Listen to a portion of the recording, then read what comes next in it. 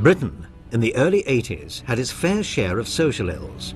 Rising unemployment, budget cuts, riots, strikes, war. But a new threat was lurking around the corner, which according to some would invade our homes, corrupt our children, and attack the moral fabric of our society. There was quite a high level of unemployment.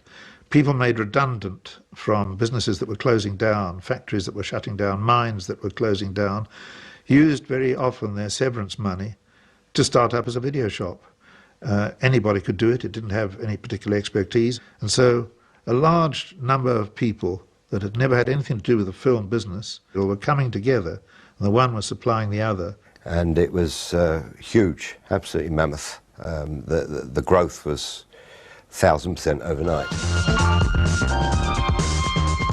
Every week, new films from around the globe would hit the video shelves.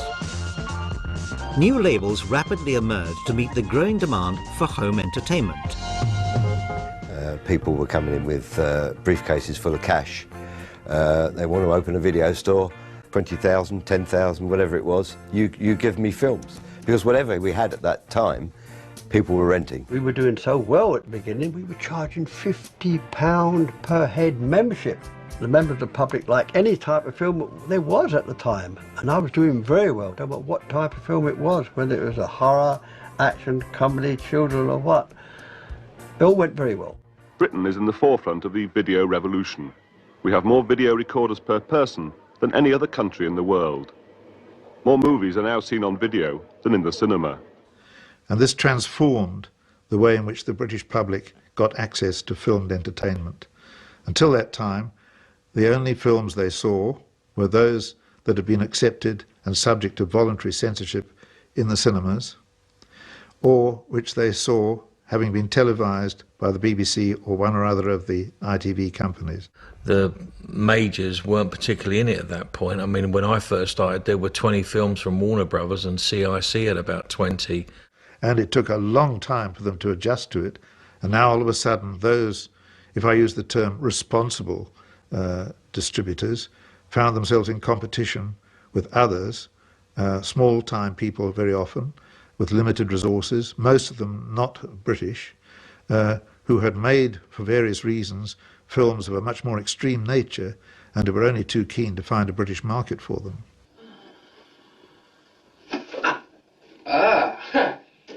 It's so sweet, it's painful. Oh, God. Oh, my God.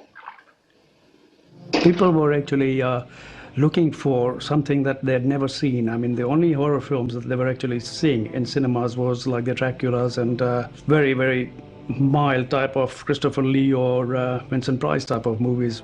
There was nothing like the SS Camp or any other horror films that actually came onto video afterwards. And people were actually maybe very interested in seeing those sort of things which had never come out on theatrical releases. Films that they could actually watch at home.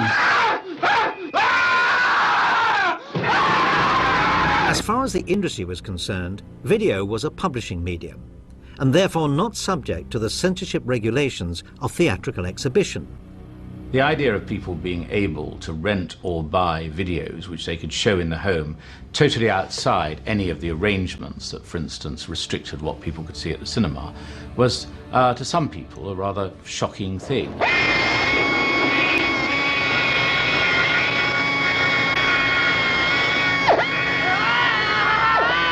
Video nasty is not a term of art. It was a journalistic term coined by, I believe, a journalist called Peter Chippendale, who wrote a review of a video trade fair in Manchester, either in late 81 or 82, in the Sunday Times. A very long account of the kinds of things that were available at this trade fair, which he described as video nasty. There used to be a show called The Penta Show, and it used to be every about 6 months, I seem to recollect.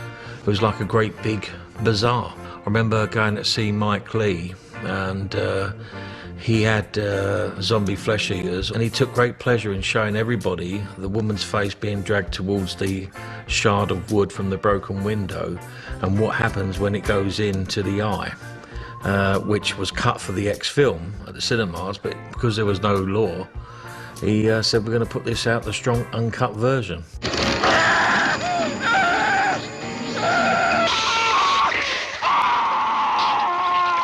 There was an enormous appetite for movies, and the more salacious and the more sexy and the more tough or violent they were, the better they sold.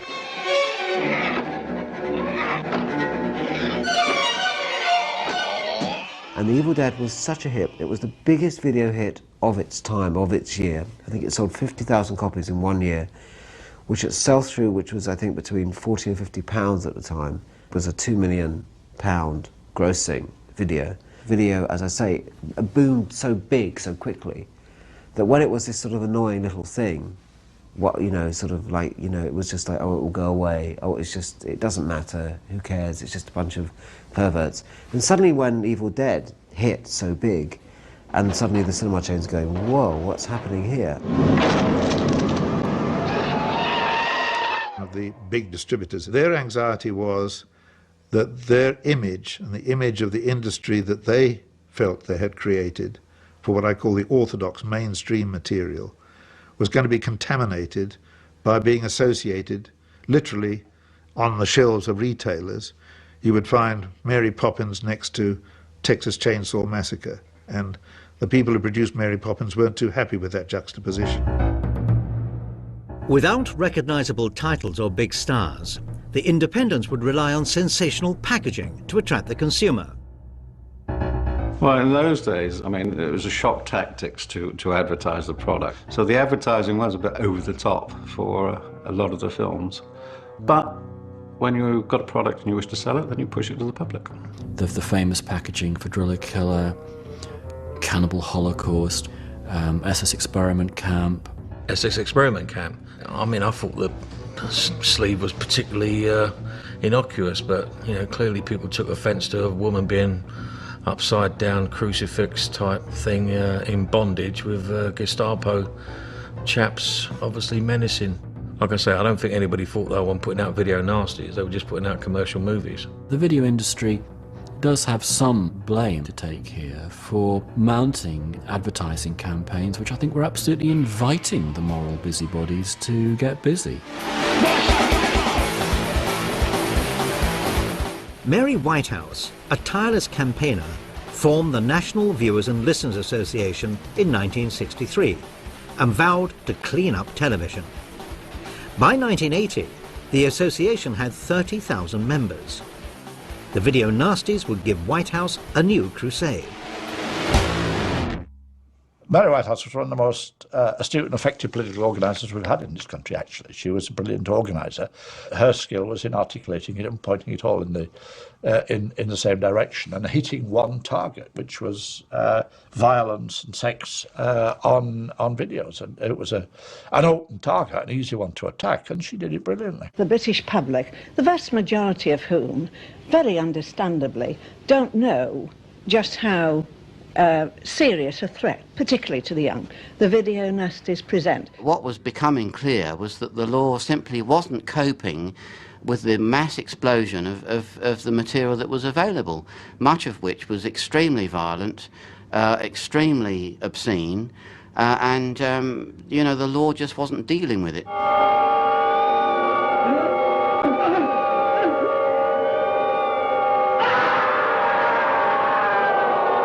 Britain has the highest proportion of domestic video recorders in the world, and the fear of the protesters has been that obscene videos might fall into the hands of children. Certainly the titles of the works themselves are a catalogue of depravity. Cannibal Holocaust, SS Experiment Camp, I Spit on Your Grave. The battle, if we can put it that way, in which we're involved, is a battle, it's a battle for the whole, I was going to say, I'm tempted to say the soul of the nation, that's not for me, but for the whole quality of our culture. I liked Mary Whitehouse. She was a nice lady, but she was a religious lady, and she had every right to say exactly what she thought about films which she thought were immoral. What I resented was the fact that it was very difficult to mount a counter-campaign to that. And in fact, in the end, the counter-campaign wasn't so much saying she's talking rubbish as saying she was a foolish old lady and laughing at her. But it is a problem. Liberals don't actually get together and fight anything like as well as the other side. The Daily Mail took up the cause. They ran a campaign to ban the Sadist videos, sensationally claiming that video nasties were raping our children's minds. I think that it's quite a legitimate role for a newspaper to conduct, rather than sort of push it aside and not concentrate on an area of influence that I think is enormous. Other national papers were quick to jump on the bandwagon. Certain broadsheet newspapers, like the Times and the Telegraph, are just as guilty of whipping up these stories as, you know, papers like the Sun and the Mail. Well, I think what the press stands to gain from whipping up these stories is it kind of, in a completely hypocritical way, it helps sell newspapers. You can have pages and pages and pages talking about the horrors that are in all these videos, and, you know, appealing to people's rather prurient senses here. And then at the end of it all, it says, oh, and of course we must ban these video nasties, having entertained people for pages and pages with details of what's apparently in them. But also I think it plays to these papers' thoroughly populist and right-wing agendas. You know, papers like the Mail are always going on about the end of life as we know it, and you know, society is in a terrible state of moral decay, and what we need, you know, is strong moral leadership. Bring on Margaret Thatcher. The moralist cause maintained that the video shop was not a hub of family entertainment, but a haven of violent filth. Margaret Thatcher and Mary Whitehouse shared similar views on the sanctity of family and the home. Margaret Thatcher would have looked on Mary Whitehouse favourably in representing these sort of conservative, cautious values. I think she resonated quite well, I would have thought, with decent people like that, you see. Well, undoubtedly, Mrs. Thatcher, when she was Prime Minister, listened to what we were saying. So the headlines hit the reader and made him feel that there were no longer any problems such as their wage packets or whether the hospital was working. The cause of all their problems was video nasties.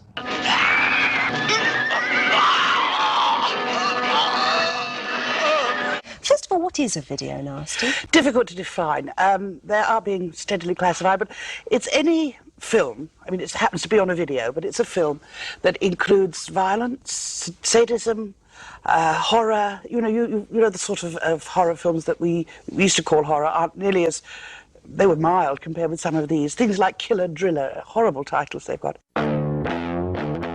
According to the media, the video nasty was a new low in sick entertainment. Even the adult industry was keen to distance itself. A sex shop that sells sex videos. It's things like Driller Killer and the nasty videos, nothing to do with sex. They're mainly violence, etc., so we don't have anything to do with those. Operating without regulation or censorship, the video industry threatened good and decent society. The problem was, of course, children, and lots of people leapt into the argument to say that if people had violent or dirty videos, kids would have access. People like Mary Whitehouse was saying that people like myself were serving children, underage children, 10, 15-year-olds with murderous type films. Rubbish.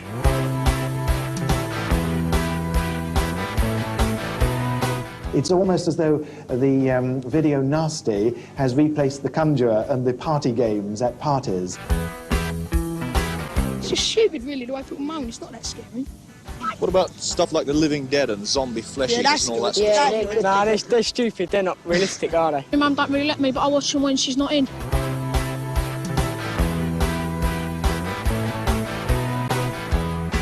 The first thing is it desensitised the child to violence. Then they start to enjoy it, and that's worrying. The pow, wallop, they enjoy that. And the third bit, and I think that's the most important, is that they develop an appetite for it. Me, I prefer horror films.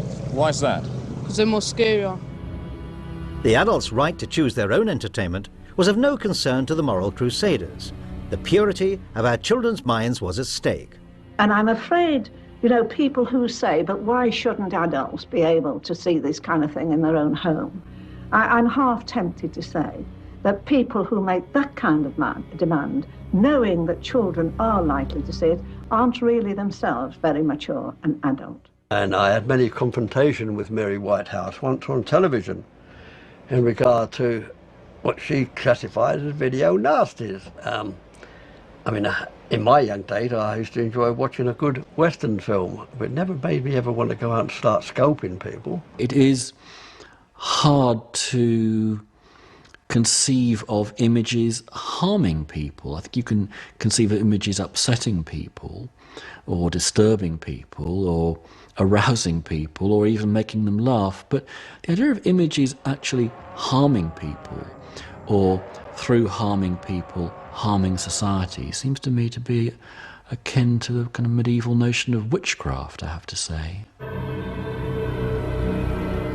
It has a copycat effect, and I'm afraid some try and work out what they've seen in real life. Not only is there the question of people who will copy what they see, and I would be the first to admit that's only going to be a minority of people, but what's the effect of it upon us all? I mean, if you sit in your easy chair supping your tea or whatever it may be, your chips and your beans and everything else, and with that taking in a diet of violence, so you cease to be shocked.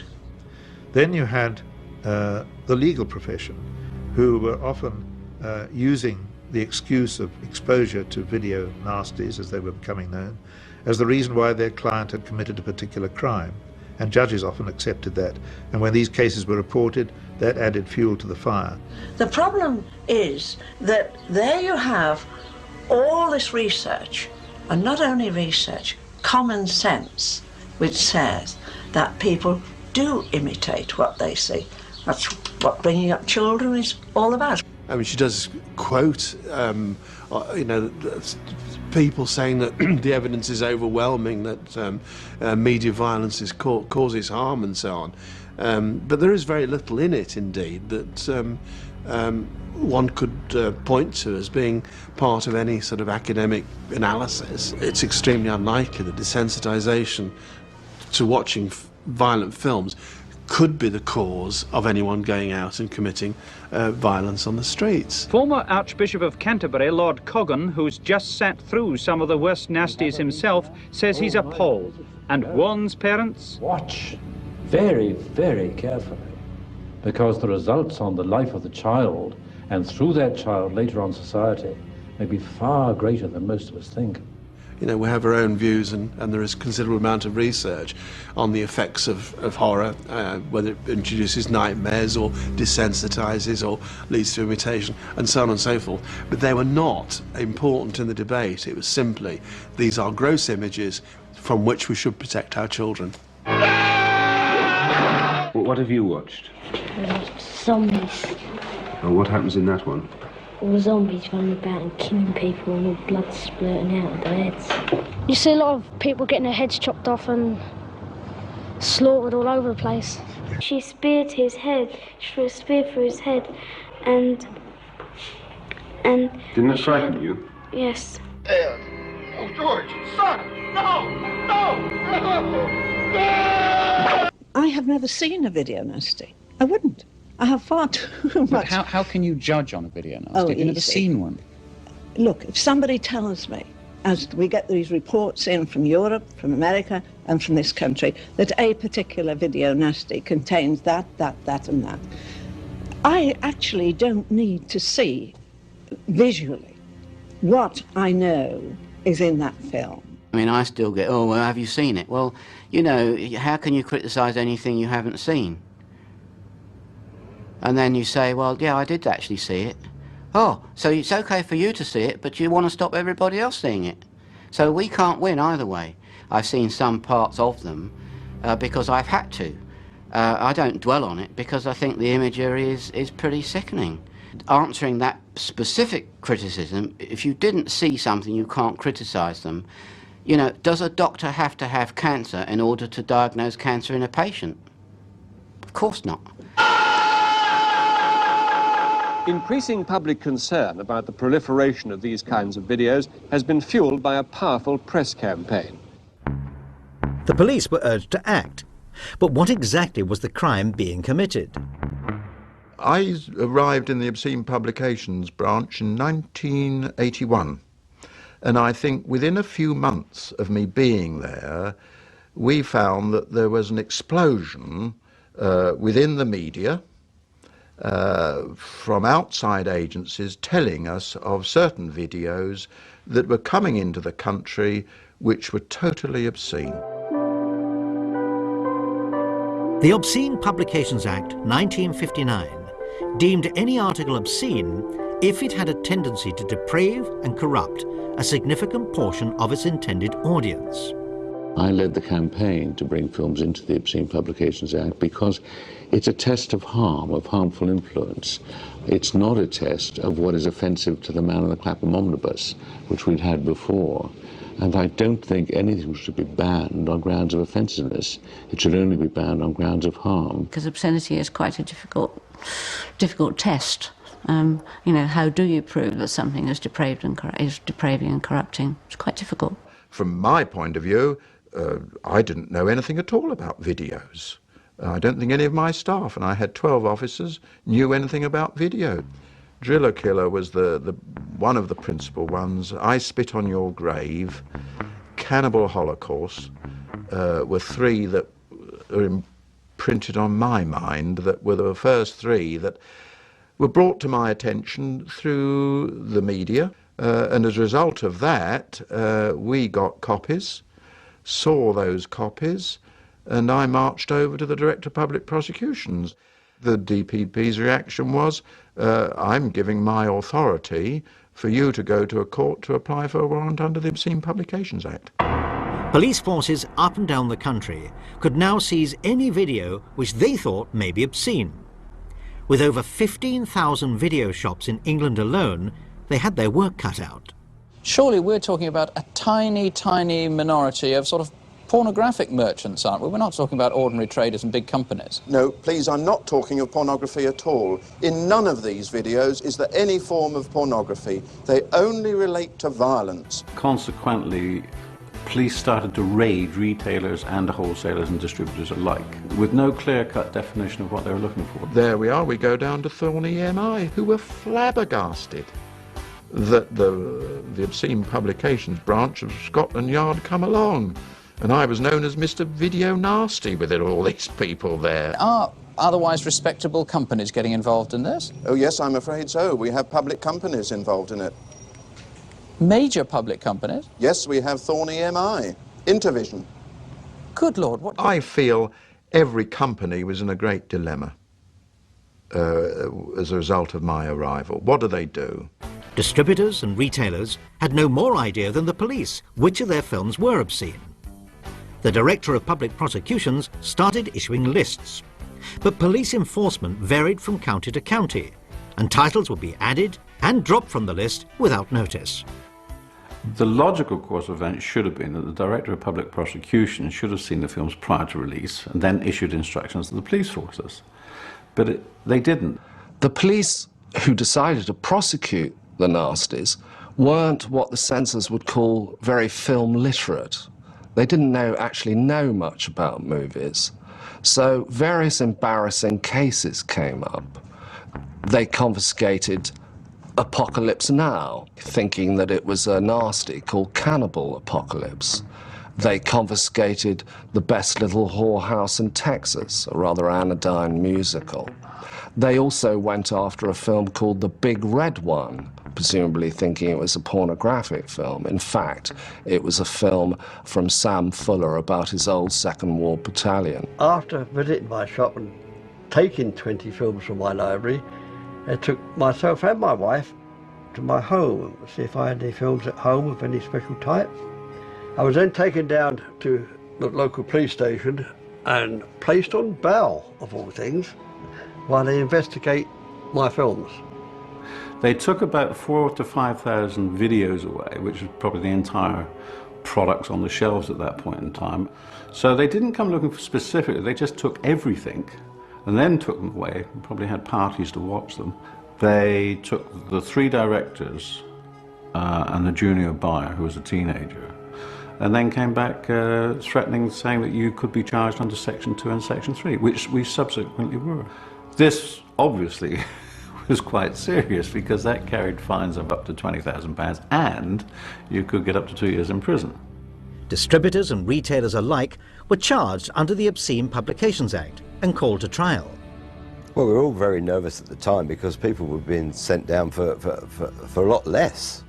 You know, just for the fact that they were frightened, didn't defend, didn't fight, and they were easy targets. And despite the fact it was a farce, I really didn't fancy doing 2 years in Strangeways. I think I lost 2 stone in weight, and not knowing one particular day whether I was going to go to court and be acquitted or go to jail. And so we were in front of the stipendiary magistrate with Richard Ducan defending or asking questions, the magistrate, and Police Chief Anderson's prosecution. And Ducan requested from the prosecution, he said, could you please tell me how many cases in the Greater Manchester area the police have investigated since 1982 of people being attacked by flesh-eating zombies? They did show 2 of the films in court. I can't remember which 2 they were, but and the jury were hysterical. They really loved them, which was very good for my defence. In court, a solicitor for the Director of Public Prosecutions called the material an extravaganza of gory violence, capable of depraving and corrupting those who watched it. Court cases up and down the land were only adding to the confusion. In one court, a film may be condemned as obscene, but in another found not obscene. Some defenders were fined or even jailed. Others were acquitted. A number of film titles were convicted of being obscene, but many weren't. Many juries, many magistrates decided that video nasties weren't as harmful as Mary Whitehouse seemed to think. I was trying to abide by what I consider to be right in the industry, and it shouldn't continue like that. And a message got back to me that we would not be bothered by the police again. But lo and behold, the police came in because at that time there was a company on our premises, Palace Virgin Gold, and they had a title called Evil Dead.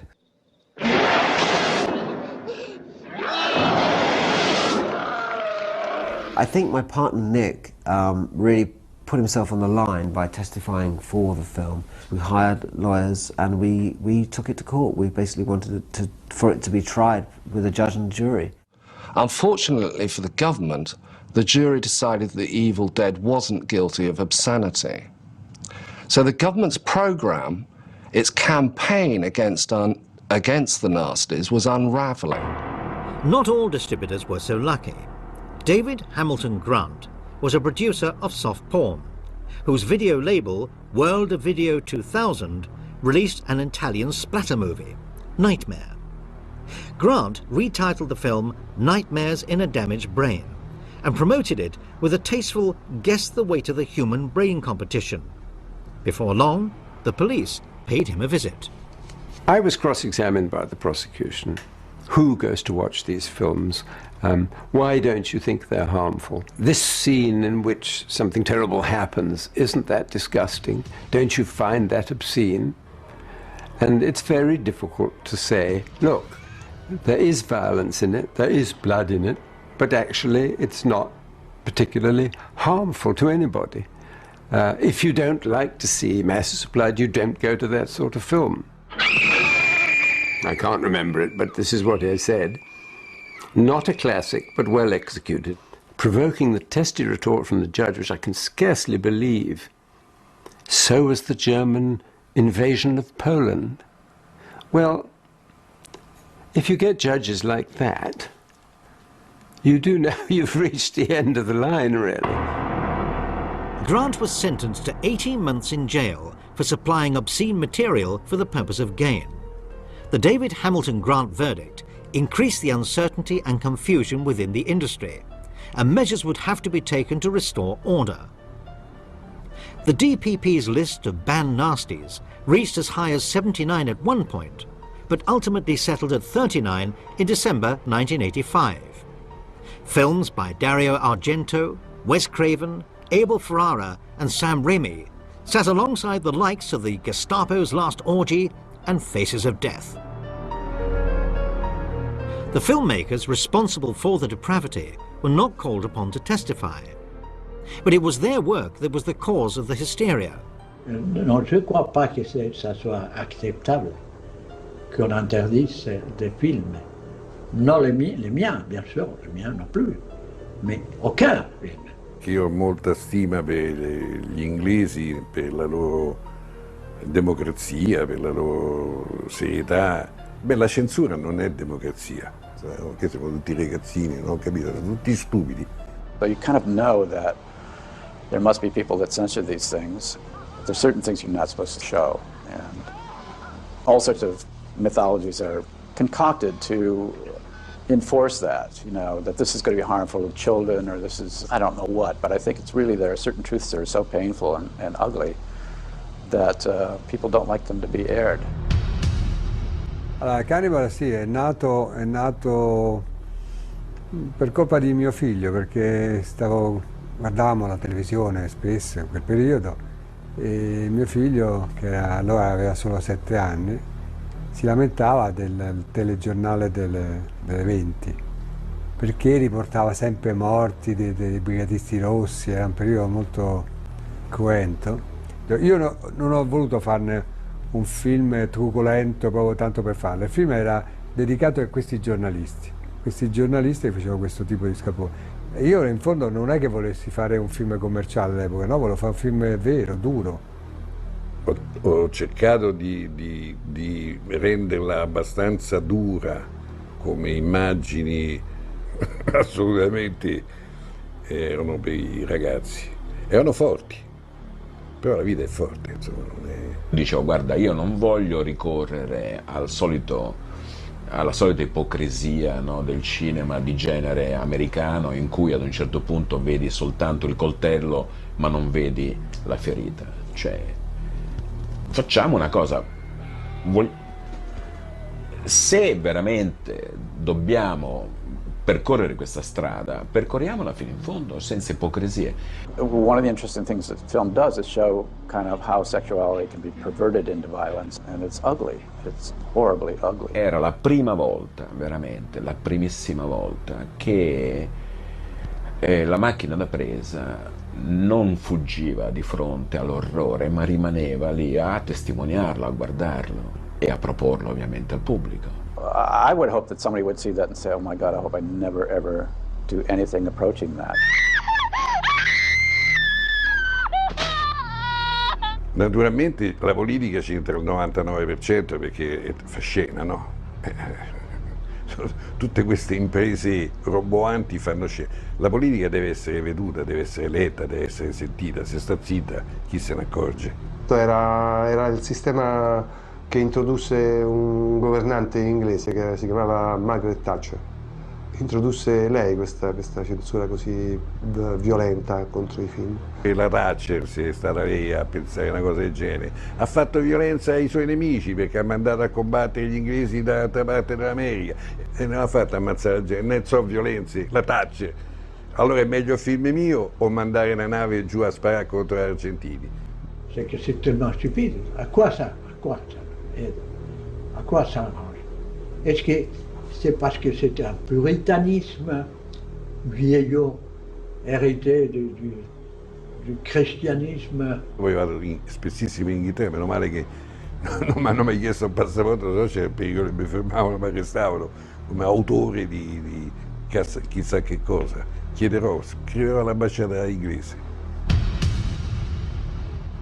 I produced a small video of extracts from 4 videos. In the end, I took it to the House of Commons, I took it to the House of Lords, I took it to Strasbourg. Firstly, can I ask you, what was the MPs' reactions to what you showed them? I think they were horrified by what they saw. What sort of things, what sort of clips were you showing them? Well, the 3 clips, or there's an extract of 6 clips, Driller Killer, Snuff, I Spit on Your Grave, Faces of Death. Now, in the House of Commons, we actually saw people eating live monkeys' brains. This is absolutely true. You may laugh. Just a moment, just a moment. The video industry was keen to clean up its image in the wake of the Video Nasty scandal. With the blessing of the government, the British Video Association, in conjunction with the British Board of Film Censors, set about establishing a definitive system of self-regulation.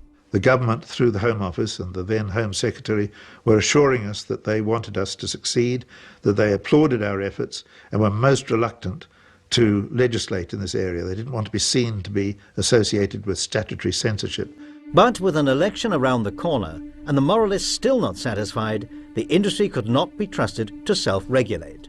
Mrs. Thatcher, very, very explicitly introduced into the Tory election campaign the promise to do something about video nasties. Moral panics are very easy to whip up in this country. You just need a couple of newspapers painting nightmare pictures of the effects on children and so on and so forth, and everybody's aghast and we all rush in. I had model panics on violent dogs.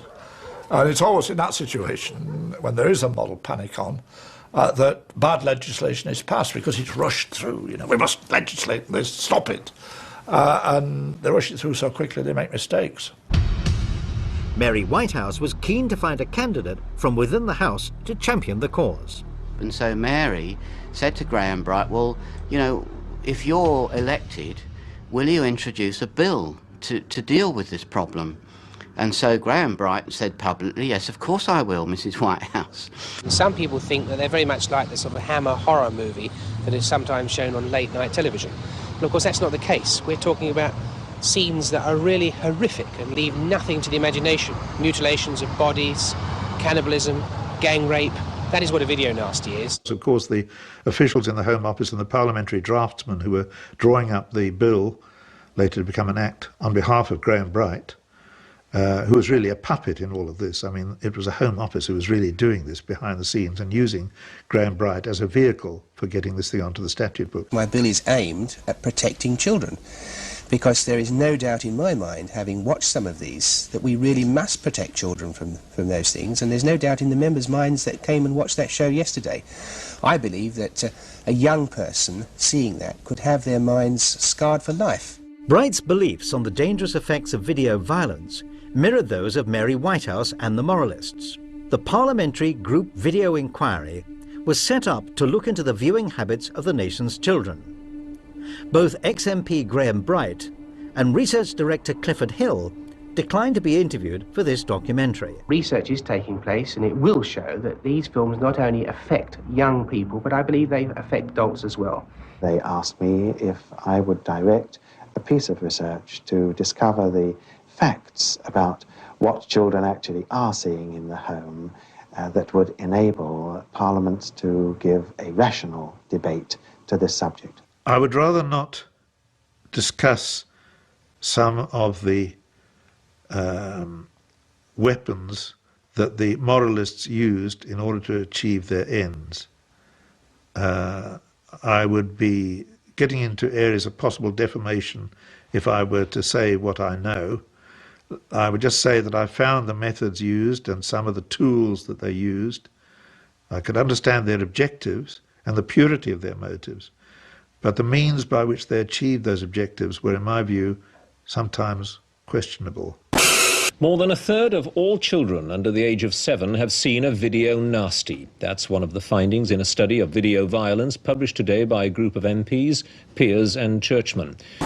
The first awareness I had of the research done by the so-called Parliamentary Group Video Inquiry is when there was a newspaper headline which said that 4 out of 10 6-year-olds have seen a video nasty. 45% of children between the ages of 7 and 16 in schools throughout Britain have seen one or more of the so-called video nasties. And we managed to get hold of the questionnaire that was used in this survey. So the PGVE very kindly gave us the questionnaire. When we looked at it, we were appalled at the design. Do you know what a questionnaire is? No. Can you guess what a questionnaire is? The trouble was there were 113 film titles in their questionnaire, and it went on over 6 pages. Now, that is a very long questionnaire. And while the questionnaire said at the beginning, if you have seen these films on video, please tell us what you think of them. Of course, by page 2, the conditional, if you have seen, is quickly forgotten, and kids go on to rate the film title, whether they like the sound of it or not.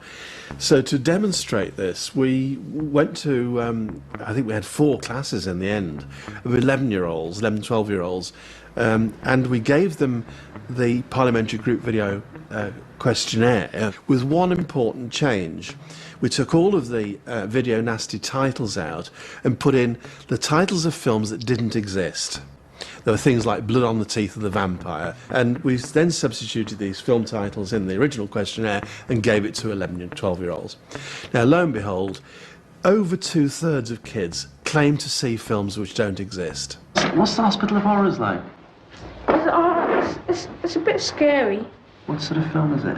It's got a lot of blood in it. A lot of blood?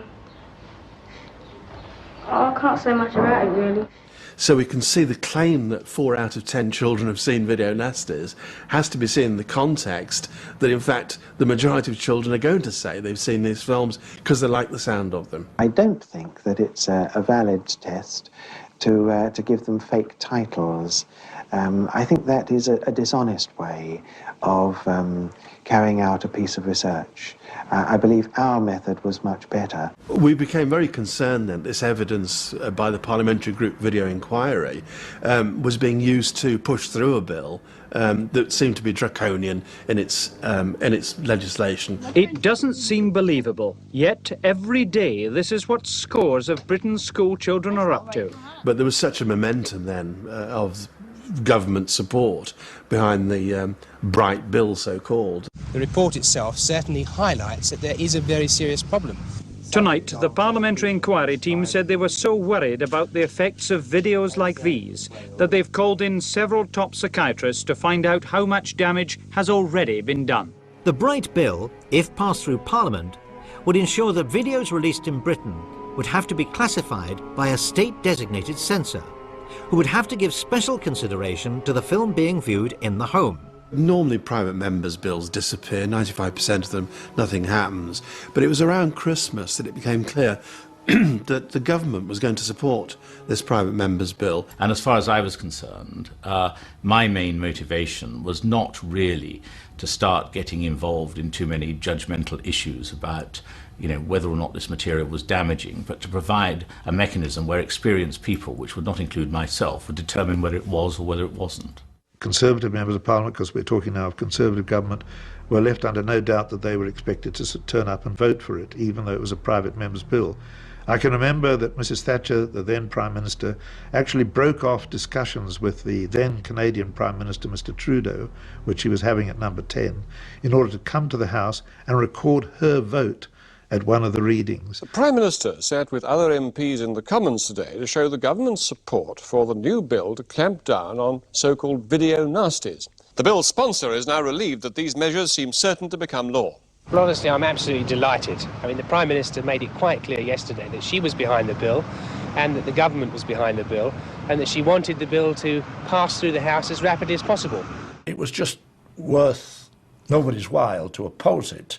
And nobody wanted to incur the odium of killing it and the displeasure of Mrs. Thatcher. Nobody really wanted to stand up and defend the video nasties because they were being so universally condemned as the cause of everything from air crashes to bad language in the playground. It's simple split between struggle of good and evil, and these films are evil, and therefore if you don't agree with us that they should be banned, then you're yourself evil. So it passed on a wave of pomposity, basically, with none of the Liberal forces, not very strong at the time anyway, but none of the Liberal forces in Parliament doing anything about it.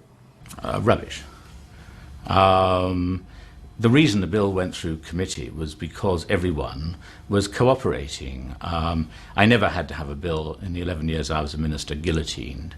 I believed in committee stages not as a way for people to filibuster and use to abuse parliamentary process. And what we did was put in a practical mechanism where I wasn't deciding, Mary Whitehouse wasn't deciding, Mrs. Thatcher wasn't deciding what people could see, but a group of people who, rightly or wrongly, were judged to be suitable to do that could make that determination about videos. The British Board of Film Censors were appointed by the government as the regulatory body to enforce the Video Recordings Act. The 18 category will still be pretty liberal, in fact more liberal than most countries in this world. Contrary to Mr. Bright's assertions, over the next 15 years, Britain would be subjected to the strictest censorship in the Western world. Not surprisingly, horror films in particular suffered cuts and outright bans. We had a catalogue of about 300 titles, which we had to withdraw all of them and re-release after having certificated, and that was a very, very expensive process. And I think it seemed in some ways a little bit unfair that the small distributors had to pay as much as the big boys. A very, very big portion of distributors and shops and the companies that actually had jumped on the bandwagon when the video started had gone out because of the fact that they had to delete the whole catalogues. So on one hand it was partly a censorship thing, but I think more importantly it was how the majors wrested control again. Okay, let's arrest some of them, let's get them banged up, let's get them in court. So it was a way of suppressing in many respects the importance of the independents. 21 years later, the BBFC are still in charge of what the British public can and cannot see. But in the last few years, many of the original nasties have been passed uncut, while others are still outlawed in their unexpurgated form. With the advent of DVD and the internet, film fans can easily acquire their favourite nasties from foreign territories. Boxed originals of the DPP-39 have become collector's items, and some fetch hundreds of pounds on eBay. So I think it's ironic that The Evil Dead is now a collector's item with Sam Raimi directing it, and here we are now collecting this film, which 20 years ago I could have done 2 years had I been found guilty. Times have changed. It does look awfully silly now, but I would say that Mary Whitehouse and that group had every right to do exactly what they did if they were genuinely shocked by these films and genuinely thought they were harmful or immoral or likely to deprave and corrupt. But the other side should have flexed their muscles a bit more and said nonsense. We have been engaged in a battle, no less, for the whole quality of our culture, our faith, our democratic way of life. The days of video nasties is gone. I'm still here, the public's still here, and they're still watching the same type of film. So Mary Whitehouse, what did she really achieve? I don't know. I think her legacy is that broadcasters and the film industry are open much more now to question and to open much more to accountability, to being accountable for what they do. I think the public were mugged, as it were, by this orchestrated campaign to make us believe there was a problem when in reality those of us who investigated think the evidence is very weak. I think the fact that the Video Recordings Act is on the statute book, is accepted, is because, you know, dare I say, self-praise is no recommendation, as my mother always said, but we actually made a sensible, objective, cool, analytical judgment. We were not part of the hysteria. In Part 2, we'll investigate how the British Board of Film Censors dictated what was and what was not acceptable viewing for the British public. James Furman, the head of the BBFC, loved to censor. And he could overrule, eventually, the rest of the members of the board. And how being the most censored nation in Europe is sometimes not enough. The media suddenly grabbed hold of this idea that the video industry was in some way responsible for the murder of James Bulger.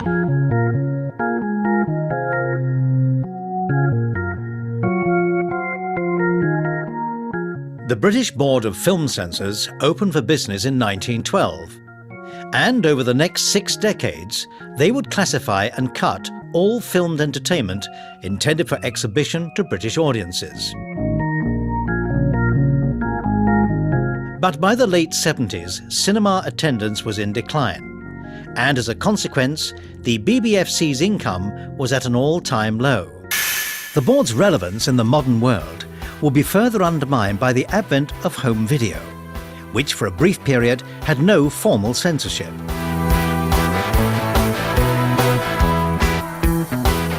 In order to compete with the major studios, small distribution companies release films from around the globe, garishly packaged to attract the attention of an ever-expanding, video-hungry public.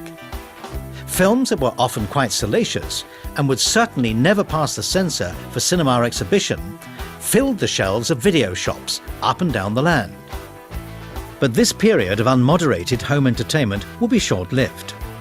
Thanks to the tireless campaigning of media watchdog Mary Whitehouse, the national press and members of Parliament, a new law was introduced onto the statute books to block the torrent of unclassified filth that was infiltrating our homes and corrupting our children. As the appointed body, under the terms of the Video Recordings Act, the British Board of Film Censors had to grant age-appropriate ratings to all videotapes intended for distribution. This government-granted monopoly would ensure that the BBFC were the only company on the planet guaranteed to make a profit from every video released in Britain. When the Video Recordings Act was being discussed, this was an ideal situation because you could set up a body that the government could turn around and say, well, censorship is now nothing to do with us. It's this body is going to have to look after it, which was a wonderful let-out for the politicians. The whole problem was exacerbated by the fact that we had out on the market already, before the enactment of the Video Recordings Act in '85, was that there were 10,000 videos already released onto the market, and they all had to be classified as well. And the government gave us 3 years to get through 10,000 videos. So it really was a wonderful gift when the Video Recordings Act came in, and immediately large sums of money came in. Before this happened, before all the money from that came in, the BBFC was a pleasantly sort of sordid and hole in the wall, and suddenly the thing acquired a sort of corporate gloss.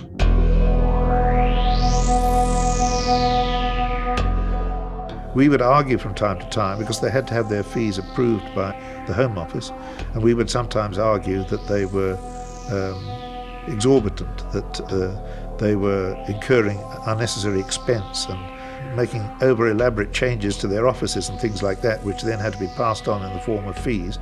The BBFC were now responsible for the acceptability of images being shown in the home, and thanks to the recent moral panics in the national press, they had to be cautious. The Act did not specify what it was the censors were supposed to concern themselves with. It only said in the original Act that they had to bear in mind the likelihood of the film being shown in the home. Now, I don't know what that means, because the whole object of home video was that its product should be shown in the home. Quite a lot of homes don't have children at all.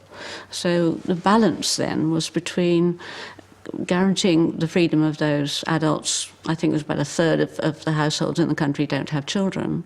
So they have rights too. We suggested strongly that it should say, by virtue of its treatment of sex, violence, drugs, blasphemy, da-da-da-da-da-da, and not just give him a carte blanche to censor whatever he thought fit.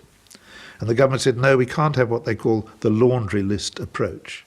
We have to trust the censor to use his common sense and judgment. Now, that's fine when the Home Secretary and his officials and the censors are sensible, responsible people. BBFC Director James Furman was wary of the ways that the new technology could be used and abused in the home. You can't control the age of the audience in the home. You can advise, and you can impose penalties on the shops if they supply to underage customers.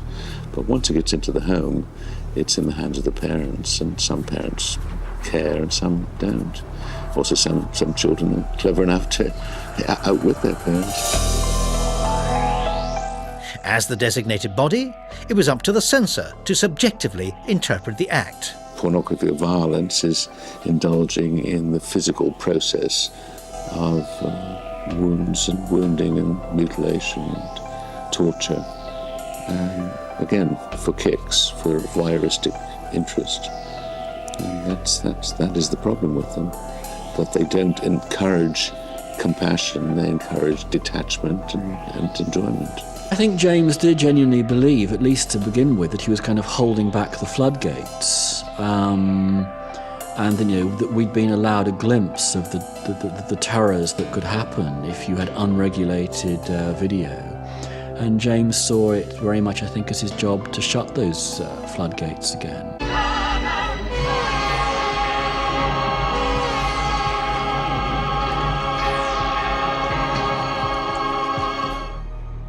Between 1986 and 1988, more than 10% of films submitted for video classification suffered cuts. James Furman loved to censor. He regarded himself as a film editor, and he loved to tinker with films. So when various video nasties were submitted for censorship, he loved to edit them. I don't think the public realised that he was not just certificating and labelling, he was cutting. And we were often shown these examples by James Furman, who was proud of what he'd been able to do and the skill with which he had exercised these cuts. Our standards are certainly stricter on video than they are on film. Video is very difficult because, of course, the way you use it is totally in the hands of the user. I mean, you can see things out of order.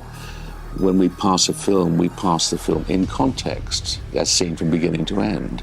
But on video, you don't need to see things from beginning to end. You can dip in here and there, and you can action replays whenever you want, and you can change the meaning of it. If you gave the censor and encouraged him to concern himself with almost anything that's depicted in films, you would find him deciding that all sorts of things should not be allowed. Although Furman never made public what he found objectionable, certain images would always end up on the cuts list. Instructional criminal behaviour, such as explicit drug use. Dangerous weaponry, such as throwing stars, butterfly knives, or nunchakas. And, without exception, blood on naked female breasts. But how is it possible that the brave examiners could handle the dangerous imagery that the rest of the country was being protected from? Our examiners watch in a two-stage process. First, they must be open to the film or video, like the ordinary member of the audience, because they have to experience it as it will be experienced by the public. On the other hand, when there's anything they react to which seems to be a classification issue, they have to step back and analyse it.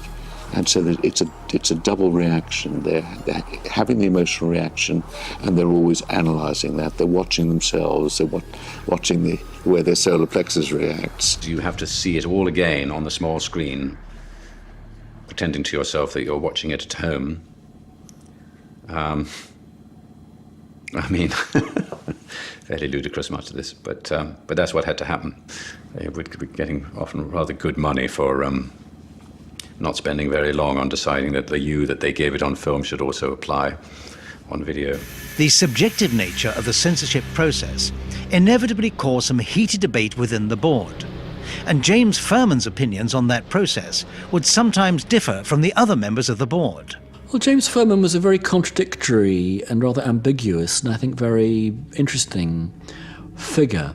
But yes, he certainly was autocratic. There's a huge amount of evidence to suggest that he was autocratic, evidence in particular from, examiners who have since retired from the board. James Furman was very much in charge, and he could overrule, eventually, the rest of the members of the board. But this didn't happen all that often, I can assure you. Particularly with the so-called Soho Six, who are all university trained and so on, they were very vociferous in their comments about how a film should be treated. So Jim, on the one hand, did love this. He liked and welcomed the idea of creating a forum for debate and discussion. But the other side of him, the much more authoritarian side, had always, I think, somewhere in the recesses of his mind, assumed that the net result of this discussion was one in which, the forces of sanctified goodness, sanctified that is by Furman himself, would come to the right conclusion. What are you doing? Don't worry about it. I'm not doing anything. Stop. Just watch. You're crazy! We're very worried about exploitative rape scenes because people can watch them over and over again in the privacy of their bed sitting room and freak out on them. And, it can feed the fantasy of rather disturbed people. Let me go! Infamously, James thought of himself as a better feminist than many women. And I know that some of the female examiners on the board found that very difficult to cope with. We had a great many films which treated rape as entertainment for a male audience, and the audience was expected to enjoy it as a sexual spectacle. And what we ought to be cutting is behaviour that we believe will influence people to behave badly themselves. There are a few good reasons for even cutting things. You should at least have the courage to make clear what those reasons, what you think those reasons are, and open them to argument. And I don't think we were always very good at that. To put it mildly, we were bloody awful. The Video Recordings Act did not require the board to explain their reasons for a given decision to either the industry or the public. The climate in the industry in the wake of the Video Nasties scare was such that some distributors were cautious about what to stock, and certain films would be cut prior to their submission to the BBFC. The censors also had an informal means of power over the film producer. If a film producer produced some controversial item and had a row with the British Board of Film Classification about what they wanted to do with it, either they didn't agree with the kind of certificate they were proposing to award, or he may be threatening to withhold certification altogether. So there would often be a row between the censors and the particular producer about what are you going to do? Are you going to give it this? Have I got to cut this out? And all the rest of it.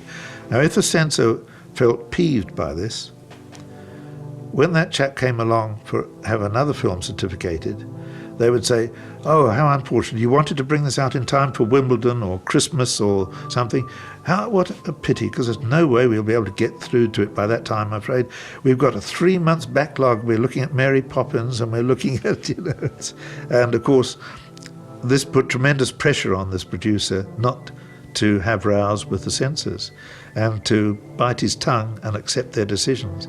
It was a power that wasn't in the Video Recordings Act, but it very definitely operated, and I was witness to it. I think for a while the business was pretty nervous. A lot of stuff was being turned down at the time, all what they considered to be the video nasties. None of those would get a certificate at that time. So we lost a large part of what was a very good renting product at the time. And I think the quality of the films got even less then. I mean, if I seem to recollect that Evil Speak was cut by about 14 minutes or something stupid like that.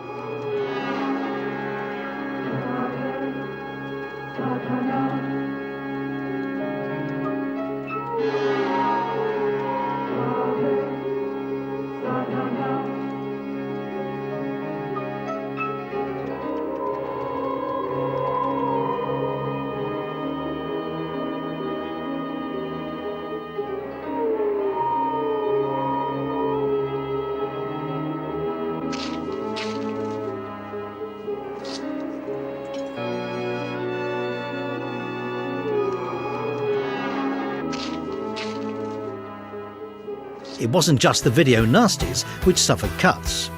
Many horror and adult films fell foul of the censor's scissors.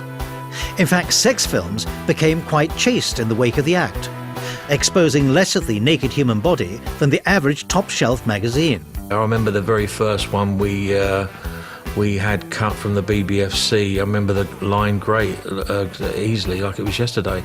Remove all sight of thrusting buttocks.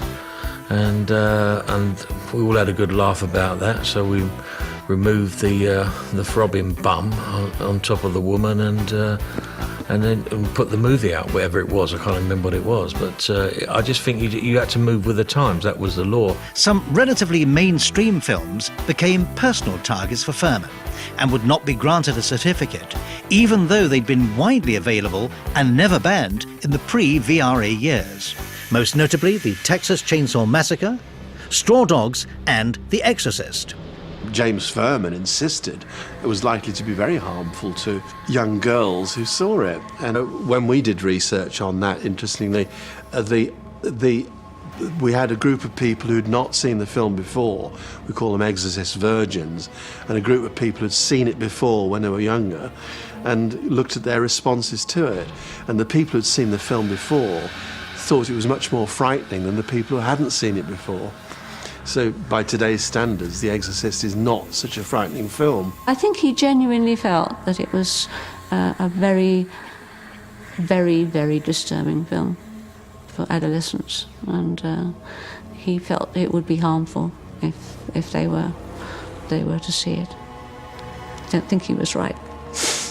If a video didn't have a BBFC certificate, then the video shop owner or the distributor would be liable to a heavy fine. So those which didn't have BBFC certificates were now declared illegal. I mean, I think the Video Recordings Act has been, frankly, a bloody nuisance for a long time. It stopped people at least easily seeing the films that many people would like to be able to see. The only way to get video nasties like Texas Chainsaw Massacre or Evil Dead after 1984 was on the black market. The outlaw status of violent horror and sex films spawned a healthy black market for uncertified videotapes. Fanzines, festivals and fairs would provide an arena for like-minded film fans to discuss and trade the forbidden fruits of the pre-cert era. I started advertising Dark Side with a few of the main titles of video nasties to sort of grab people's attention. Big cross-section of people would write asking for films that they couldn't get hold of anywhere else. But you'd have some really strange replies sometimes. Like they were written in blood and all sorts freaks, some strange people. They wanted rare stuff, they weren't prepared to risk importing it, so they'd buy it off me. It's a safer bet. An 18 film will certainly have an adult theme and might well contain strong scenes of sex or violence, which could be quite graphic. It may also contain some very explicit language, which will frequently mean sexual swear words. The video industry adapted to the new regime, but the dangers of video violence were never far from the tabloid headlines. Thanks for listening. Enjoy the film. On August the 19th, 1987, Michael Ryan took to the quiet streets of Hungerford, dressed in combat gear, armed with several firearms. 16 people, including Ryan's mother, were shot dead that afternoon before Ryan turned a gun on himself. It wasn't long before the media started equating these horrific events with video violence.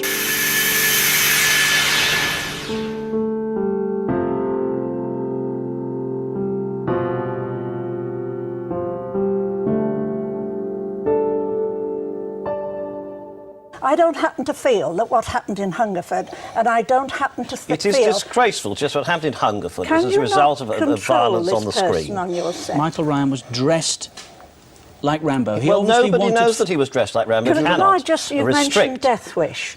Now, Death Wish 3, a body fall, a shooting, every 90 seconds. Can I interrupt just for a moment? I'd like to get an independent view, if we may, from our television expert, Jimmy Greaves. Kate.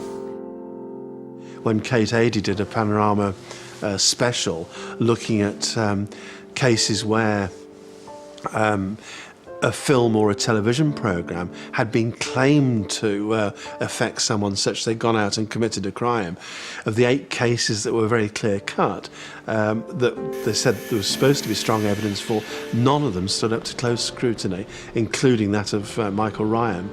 So those dramatic cases that get in the newspapers are singularly uninformative, and psychiatric evidence later on in the cases hasn't helped very much either. In times of, huge national stress, people naturally feel very, very upset about it, and they want to blame somebody.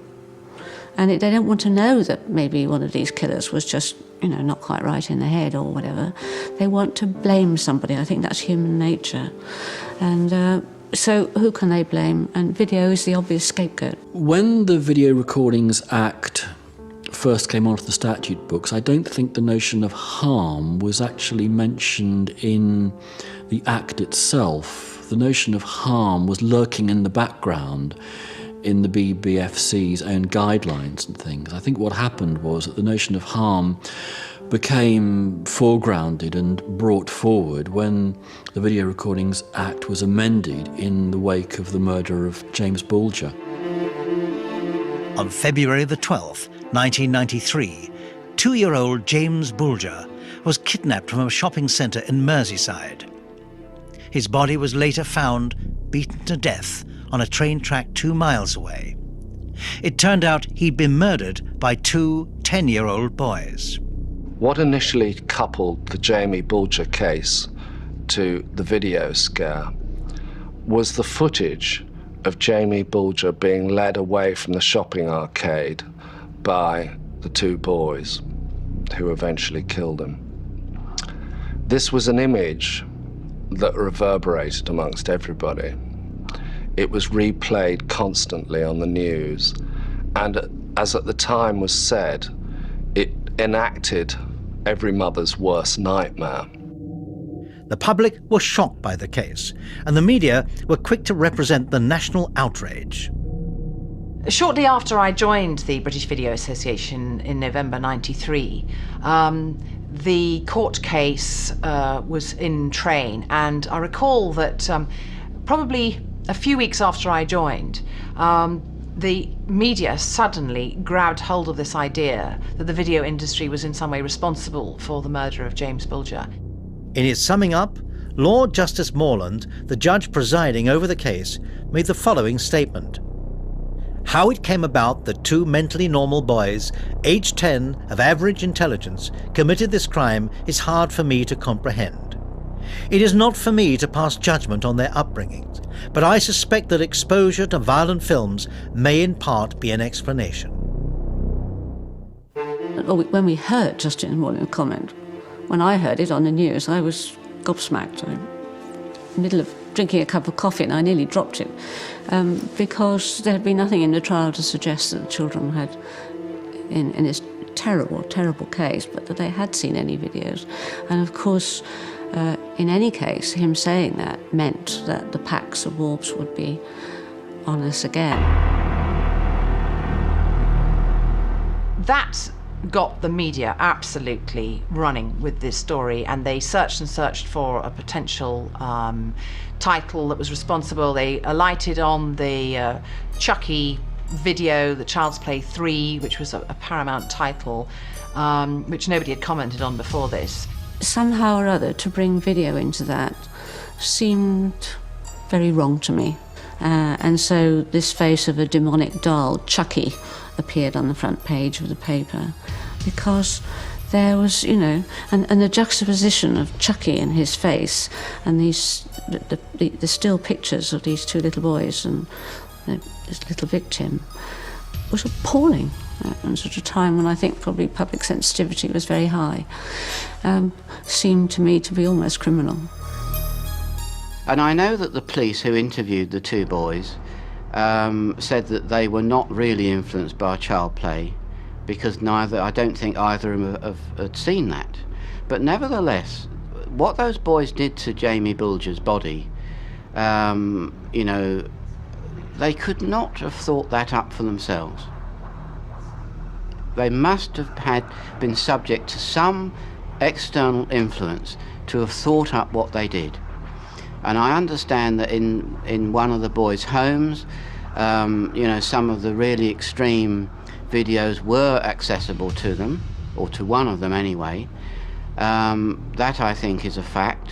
They were able to establish that the father of one of the boys, John Venables, had actually seen or rented Child's Play 3 some months before the murder. But since the son wasn't living at home at the time and said that he really didn't like horror films, which was later shown by the psychiatric evidence, he dismissed it as a possibility and said it's extremely unlikely, therefore, that the film had got anything to do with the murder. The real question is there, why did Justice Morland feel himself able to make those comments? There's nothing in the case really to suggest that videos played a role in it. But why did he feel that he could make those comments? Because there had been years and years and years and years of stories in the press about the allegedly malign effects of videos. I'd like to know, for example, too, why it was when the police first began to investigate the families of the two boys who did kill James Bulger, why did they waste their time going to the local video store and finding out what the families had rented? What the hell does it matter? It seems to me an absurd and ridiculous waste of time. The media ran with a sensational story. Predictably, vote-hungry politicians followed suit. The new witch hunt was spearheaded by MP David Alton. The amendment seeks to introduce a new category of not suitable for home entertainment, and it will catch about 3% of the videos currently being produced, the really ultra-violent videos which are having such a damaging effect on young people. I mean, do you think that videos are a contributory factor towards that? Does it increase the level of violence? Yes, of course. Some children you see playing in the streets and they're pretending to be, not so much the gladiators, but people who've murdered on films. They don't play Donald Duck in the street, do they? It's all shooting and killing each other, or drugs. My sister's, she's got 3 boys between 7 and 10, and they say, Mum, can we go and get a video? Give her the card and they can come back with any tape they want to watch. And you think that should be, of course, against the law? Oh, yeah. David Alton, who was the MP for Liverpool, proposed a draconian piece of legislation to amend the Video Recordings Act, which would make it an offence to supply videos which were unsuitable for family viewing or for children. So effectively that would have outlawed anything above PG. And my very modest measure seeks to sort out those, like Child's Play 3, which contains graphic and gratuitous scenes which should not be available in anybody's home. And I think that it's quite wrong that we don't pillory the producers of this pornography, because most people who make movies like to be thought well of by society, and yet these people who make these horrible films are getting away with it and masquerading as being decent members of society. And I think the people who produce these things, like these children murder things which were tied up with a Bulger case, should also be publicly pilloried, but in the end... Alton had the backing of 80 Conservative MPs, and victory was well within reach. But at the 11th hour, he found himself confronted with an unlikely opponent. We cut more 18 videos for violence in this country than anywhere else in the world. There's no other country that cuts as many. I campaigned very hard against the David Alton amendment because he garnered a lot of support from both sides of the House for an amendment that would have banned any video which might set a bad role model for a child or be psychologically disturbing to a child. And I pointed out that that would ban Schindler's List, which surely no sane person wanted to do. If James Furman is seriously saying that he and the British Board of Film Classification can't tell the difference between Schindler's List or Toad in Toad Hall and something like Child's Play 3, then it makes you wonder what they're doing in that job in the first place. It's Hollywood shockers like Child's Play that fuel the video nasty debate, but David Alton's hardline stance could hit much more. The sort of video that David Alton wants to ban, or see banned, is the crying game. Probably I have to say I go along with David Alton. With reservations. The reservations such as the fact that you mightn't be able to hire something like that chaplain. Absolutely. Yeah, now... David Alton's bill suggests that films which are of a classification, say, of 18 and which have violent material in it shouldn't be allowed to be rented at video stores. Now, it's not that I want to see all video shops like this closed. Indeed, there are many very fine videos which are on the market today, films like Schindler's List. But there are undoubtedly very many parents who share my concern about the levels of ultra-violent video material which are increasingly being made available in this country. David Alton privately commissioned a report about the dangerous effects of video violence on children to support his argument. Before the Alton Amendment was debated in Parliament, Elizabeth Newson, a professor of sociology at Nottingham University, published a report about the links between screen imagery and children. In the case of the Newson report, which was launched on April the 1st, I would have thought that was an indication of really how it ought to be taken. Maybe it was a joke, but no, it wasn't. It was simply an assertion, well written, powerfully argued in its rhetoric, but contained very little by way of evidence or considered to be part of scientific debate. It's mainly newspaper clippings from a lot from her local Nottingham newspaper. In fact, she hadn't done any research. What she had done was, I believe, to look at a whole bunch of academic papers, mainly that came out of America, all surrounding media effects and this theory that if you watch violence on the screen, your heart rate goes up, and therefore you are in danger of going out and committing a felony, murder, for example. And so we lobbied furiously, all of us, with the Video Standards Council and the BBFC, I think, were heavily involved, just to make sure that politicians understood that the implications of what David Alton was proposing, but also that they understood that the UK is already the most strictly regulated video industry in the free world, and it really wasn't necessary to go this far. In the big debate on the Alton Amendment, the word freedom was never mentioned. The only person that week that was using the word freedom was me in all the articles I was writing in the press and on radio interviews, because I was on the World This Weekend and Sky News discussion programme on that Sunday trying to kill that amendment. And it was ridiculous that the censor was the one who was talking about freedom. Fortunately, the leaders on both sides of the House, Michael Howard, who was then Home Secretary, and Tony Blair, who was at that time opposition spokesman, they took up this point that I had made. The key thing is to find a way through to prevent extreme violent, gratuitously violent videos finding their way into people's homes, and yet ensuring at the same time that we don't, by casting the net so wide, end up preventing people watching films like Schindler's List, which are plainly decent films. Despite strong support within the House, the Home Secretary rejected the Alton Amendment. In the 24 hours before an amendment is being debated, which is likely to be successful, a certain amount of black propaganda gets put about. I've been always satisfied that the amendment would achieve its objective of catching the 3% of ultra-violent videos which I had in my sights. But the Home Secretary wants to redraft and put it in his own words to achieve precisely the same objectives. I don't quarrel with that.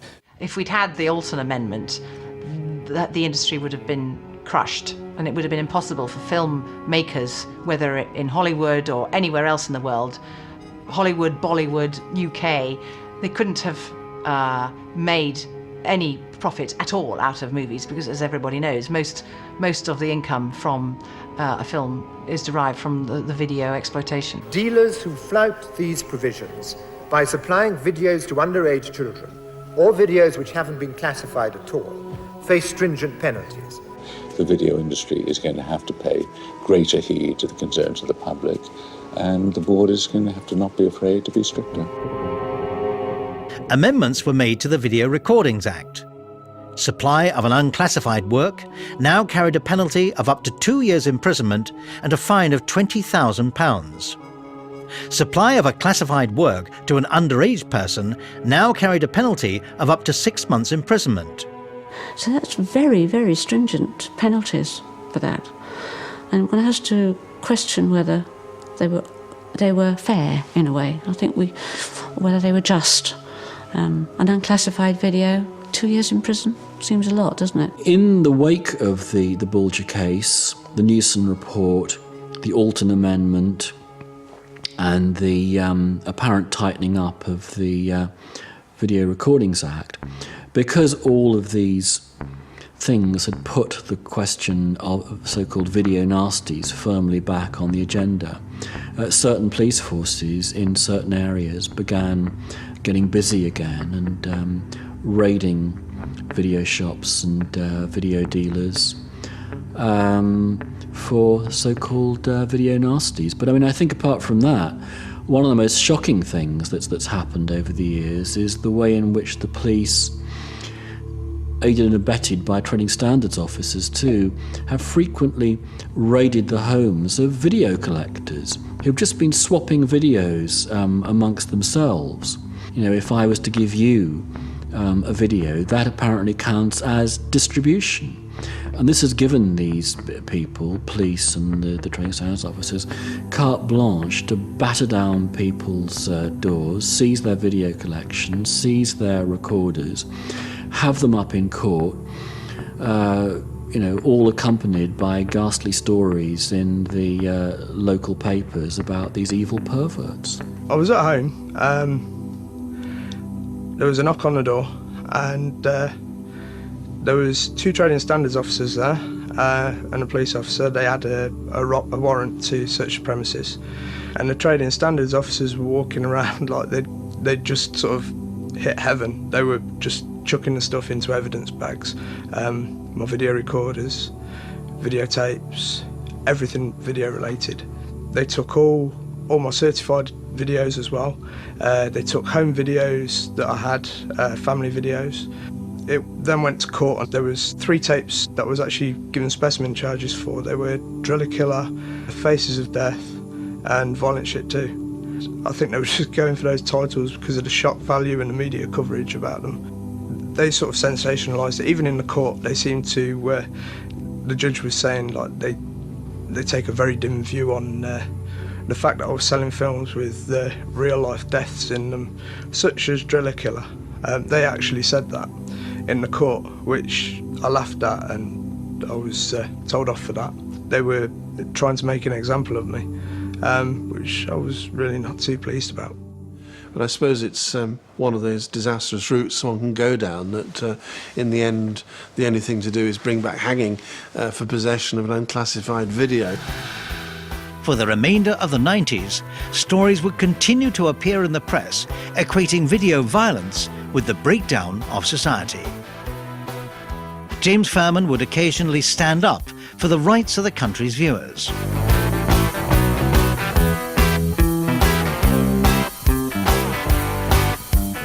In 1998, Furman granted certificates to 2 hardcore adult films without consulting the Home Office. This move prompted his retirement, but also led to the partial legalization of hardcore videos for sale in licensed adult shops. Nevertheless, Britain still has far stricter rules on the sale of pornographic material than the rest of Europe. Robin Duval took over as director of the BBFC in 1998. Within a year, both the Texas Chainsaw Massacre and The Exorcist were legally available in Britain for the first time in 15 years. Straw Dogs followed in 2002. In fact, numerous films which had suffered cuts or bans under Furman were released with neither copycat criminal behaviour nor a tabloid frenzy. What a change in the British public that made these images safe to view just a few years on. You bad baby. But you'd be wrong to assume that the scars of the nasty era had healed completely. Eroticized sexual violence still attracts the attention of the censors and often requires cuts. But now at least the board is more open and gives legal reasons for their decisions to the distributor. I have an opinion about the BBFC because with the European market now, it's been one of the greatest assets that the UK marketplace has had. I mean, we can put a movie out in the UK with a VPRC number, and we own the UK rights. It goes into the grey market, people export it to Germany, Holland, wherever else it is, and we can do that because that's the European law. Vice versa, somebody could have a movie like Last House on the Left, which we distribute currently. It's had a few seconds cut out of it, but no one else can sell that in the UK because they won't buy it because it hasn't got a VPRC number. So on that basis, it's been a great protection for us. In 2005, only 4% of films classified for home video were cut. Could it be that the notion of the violent video threatening our society will become a bizarre footnote in recent British history? Values are shifting, and I think that is also the case. People are becoming more cine-literate, which I think helps. It's more difficult, I think, to whip up these kinds of campaigns. It becomes increasingly hard to understand that as time goes on, and we now have 24-hour pornography available at the touch of a button on the internet, and everything else seems kind of almost innocently silly. It's difficult to know why we're different in Britain. It's one of the things that I've been asking in focus groups. You know, it's the liberal-minded and the conservatives say, well, we're British, and I can't explain it, but basically that's how we are. I think it is a quintessentially British problem. I think it gathers together a lot of things which are unattractive about British life, actually. I should say English life, really. The class structure, the horrendously prurient and populist press, which we have over here, politicians who seem to be wildly out of touch with many aspects of modern life, an awful kind of busybody, bossy boots tendency, which I find deeply unpleasant.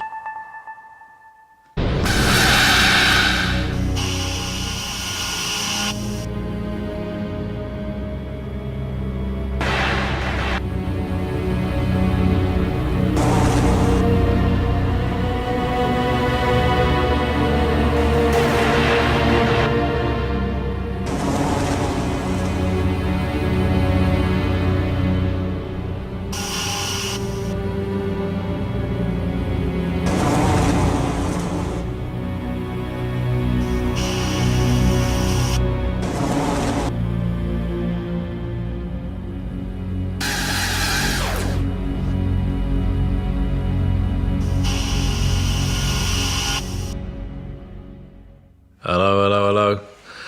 Tight shoes is a mother. Have you ever had tight shoes? I'm a nightmare walking, psychopath talking, king of the jungle like a gangster stalking, living life like a firecracker quick.